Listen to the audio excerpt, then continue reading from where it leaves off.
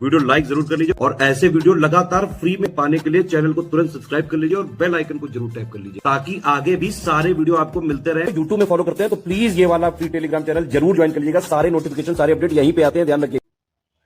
नमस्कार दोस्तों, exam preparation के यूट्यूब चैनल पर एक बार फिर से आप सभी का मैं प्रियंका बहुत बहुत स्वागत करती हूँ। आरओ री एग्ज़ाम के लिए हम लोग टेस्ट सीरीज सॉल्व कर रहे हैं जो कि डेली रात को 9 बजे आ रही है। उसी को फोकस करते हुए हम लोग आगे की क्लास कंटिन्यू कर रहे हैं। अगर आप न्यू हैं चैनल पर, ये क्लास डेली आप रात को 9 बजे देख सकते हैं, जिसमें आरओ का एग्ज़ाम हो या यूपी पीसीएस हो, आप दोनों को टारगेट करते हुए यहाँ पर क्लास कर सकते हैं।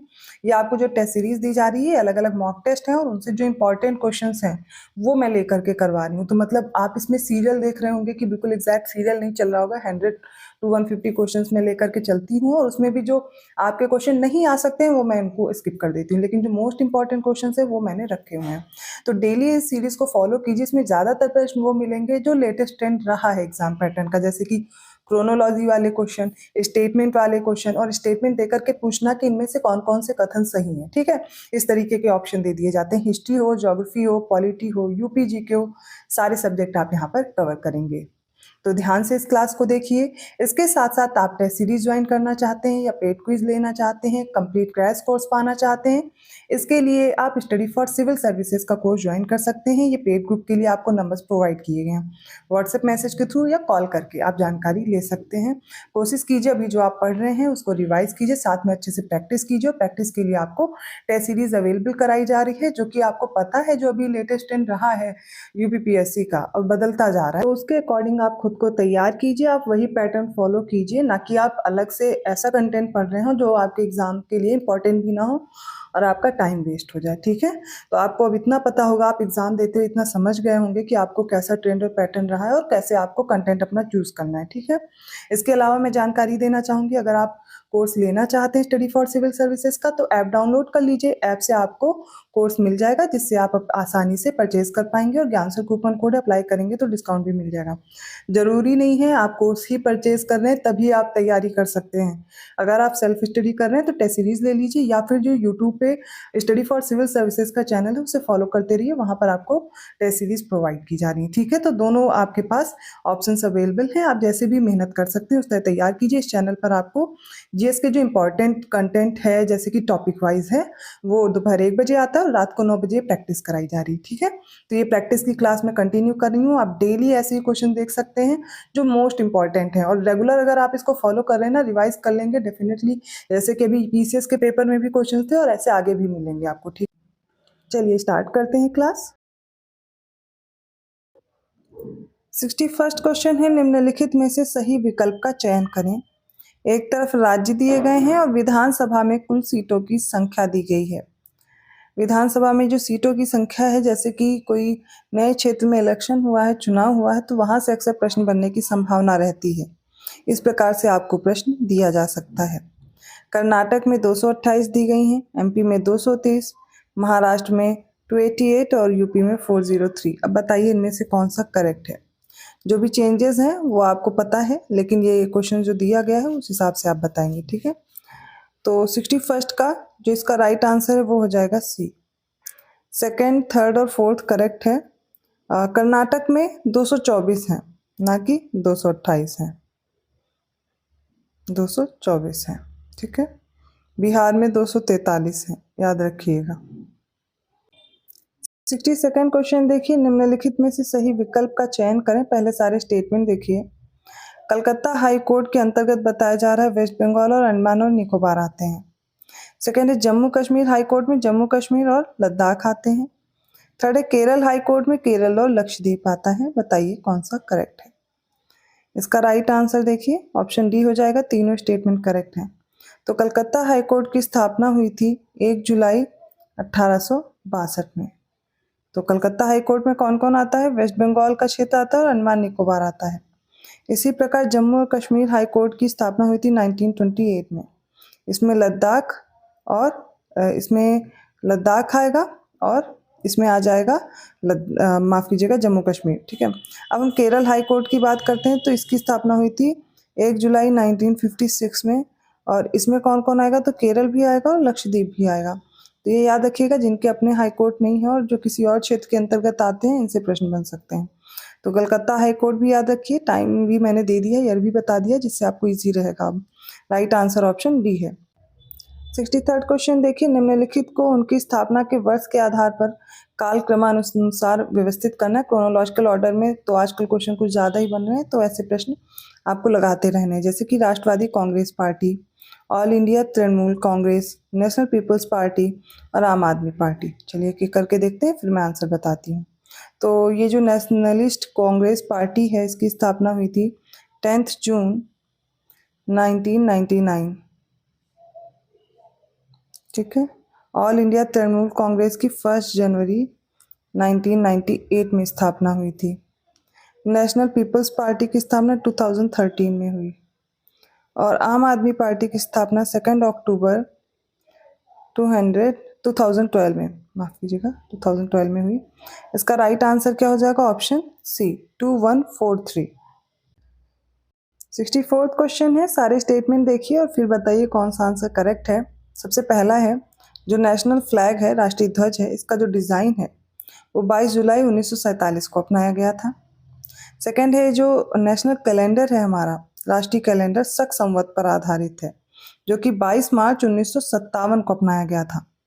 राष्ट्रगान जो कि जनगण मन है, पहली बार 27 दिसंबर 1911 को भारतीय राष्ट्रीय कांग्रेस का जो कलकत्ता अधिवेशन है उसमें लिया गया था, फिर उसी में गाया गया था। फोर्थ है, भारत का राष्ट्रीय प्रतीक भारत गणराज्य की एक प्रतिनिधि मुहर है, जिसे 26 जनवरी 1950 को यूपी के सारनाथ में स्थित है अशोक स्तंभ, इसके सिंह स्तंभ से अडॉप्ट किया गया था। बताइए इनमें से कौन सा आंसर करेक्ट है?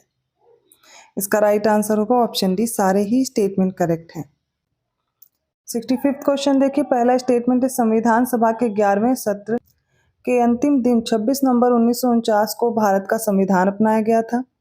सेकंड है, यदि 14 दिनों के बाद कोई कार्रवाई नहीं की जाती तो लोकसभा द्वारा पारित धन विधेयक को राज्यसभा द्वारा पारित माना जाता है। थर्ड है, पंचायत और नगर पालिका की प्रथम बैठक की निश्चित तिथि से उसके विघटन तक की अधिकतम अवधि 5 वर्ष होती है, और इनमें से कौन सा स्टेटमेंट करेक्ट है? तो पहला स्टेटमेंट है, जो संविधान सभा उसका 11वां सत्र, जो अंतिम सत्र था, वो 26 नवंबर 1949 को हुआ था और इसी दिन भारत का जो संविधान है वो दिया गया, अपनाया गया था। बिल्कुल सही है। तो 26 नवंबर 1949 को हमारा संविधान बनके तैयार हुआ था, हमारा संविधान इस दिन अपनाया गया था। लागू कब किया गया था? तो 26 जनवरी 1950 को, लेकिन इससे पहले ही कुछ प्रावधान लागू कर दिए गए थे। ठीक है, तो याद रखिएगा ये।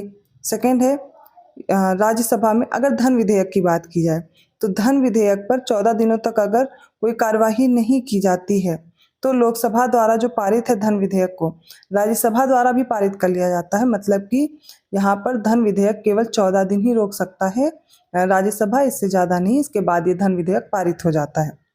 तो ये हो गया। थर्ड है, पंचायत और नगर पालिका की जो पहली बैठक की निश्चित तिथि से उसके विघटन तक की अधिकतम अवधि कितनी होती है?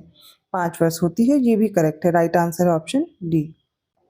66 क्वेश्चन देखिए, 2 स्टेटमेंट दिए गए, इनमें से कौन कौन से करेक्ट है बताना है। पहला है, पीपल्स वॉर ग्रुप नामक आतंकवादी संगठन की स्थापना 22 अप्रैल 1980 को आंध्र प्रदेश में कोंडापल्ली सीतारमैया नामक एक नक्सली नेता द्वारा की गई थी। बिल्कुल करेक्ट है, पीपल्स वॉर ग्रुप के बारे में। नेक्स्ट है, एक उग्रवादी संगठन उल्फा की स्थापना 1979 में परेश बरुआ और अन्य लोगों द्वारा की गई थी, उसका संबंध मिजोरम राज्य से है।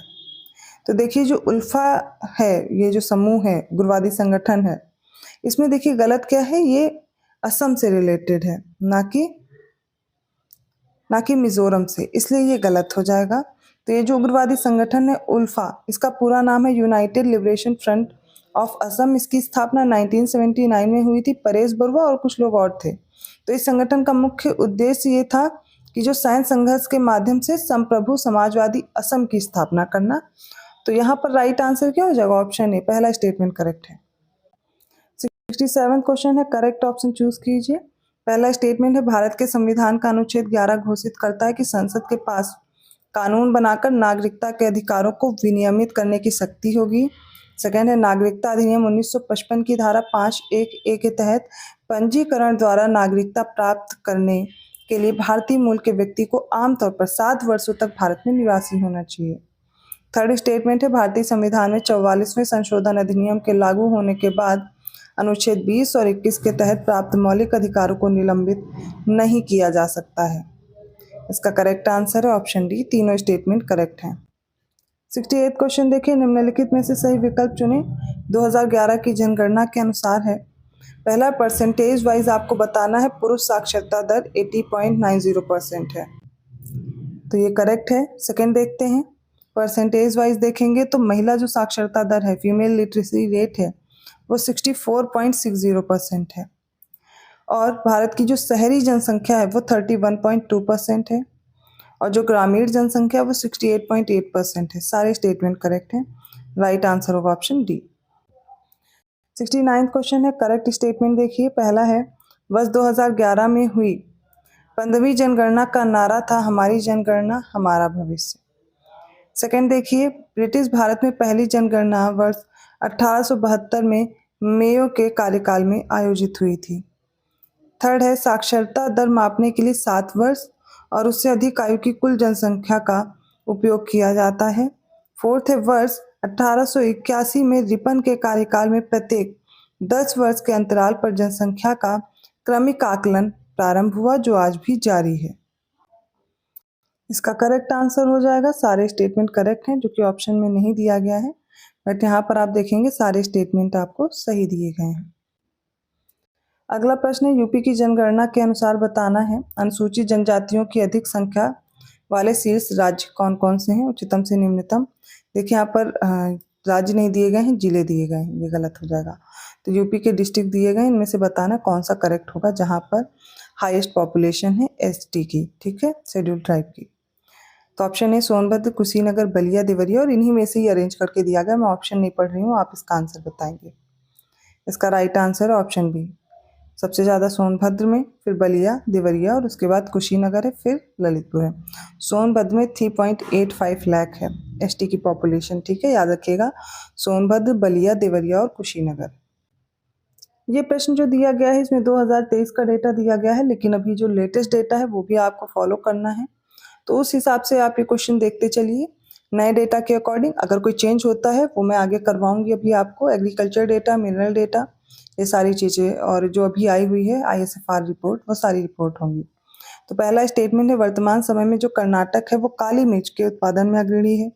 नारियल के उत्पादन में कर्नाटक, कॉफ़ी में कर्नाटक और कपास में गुजरात है। इसका राइट आंसर हो जाएगा ऑप्शन डी, सारे ही करेक्ट हैं। 72nd क्वेश्चन में बताना है 3 क्रूड पाम ऑयल उत्पादक जो उच्चतम से निम्नतम है, उनको बताना है। ऑप्शंस आपके सामने हैं, तो चलिए इसका आंसर देख लेते हैं। आप पहले वीडियो पॉज कीजिए, फिर इसका आंसर देखिए, और राइट आंसर होगा इसका ऑप्शन सी, सबसे ज़्यादा आंध्र प्रदेश, उसके बाद तेलंगाना है, फिर केरल है। 73rd क्वेश्चन है, खनिज डेटा के अकॉर्डिंग बताना है। सीमेंट के उत्पादन में MP अग्रणी है और उड़ीसा क्रोमाइट के उत्पादन में है, डोलोमाइट के उत्पादन में Andhra Pradesh. Right answer option D है, तीनों स्टेटमेंट करेक्ट हैं।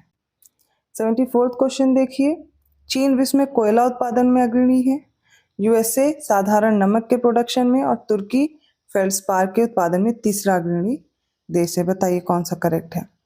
इसका राइट आंसर होगा ऑप्शन बी, पहला और तीसरा स्टेटमेंट करेक्ट है, दूसरा गलत है। साधारण नमक में जो दिया गया है इसमें चीन दूसरा है, और याद रखिएगा यहाँ पर किसमें, हाँ दूसरा यहाँ पर चीन हो जाएगा, USA दिया गया था वो गलत होगा, तो यहाँ पे चाइना करेक्ट आंसर है, बाकी सारे सही दिए गए हैं।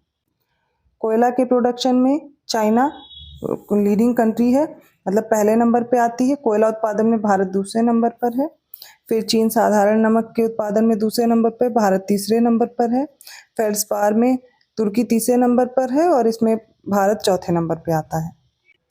तो ये आज के इंपॉर्टेंट क्वेश्चंस थे। आई होप आपको समझ में आए होंगे। किसी भी क्वेश्चन में डाउट है आप कमेंट करके पूछ सकते हैं। वीडियो अच्छा लगा तो प्लीज़ लाइक जरूर कीजिए, चैनल को सब्सक्राइब कीजिए और लोगों को शेयर करते रहिए। ऐसे क्वेश्चंस के साथ मैं मिलती हूँ नेक्स्ट वीडियो में। तब तक के लिए धन्यवाद। अगर आपको पेड कोर्स ज्वाइन करना है तो डिस्क्रिप्शन बॉक्स में नंबर्स दिए गए हैं, आप उन पर कॉन्टेक्ट करके जानकारी ले सकते हैं।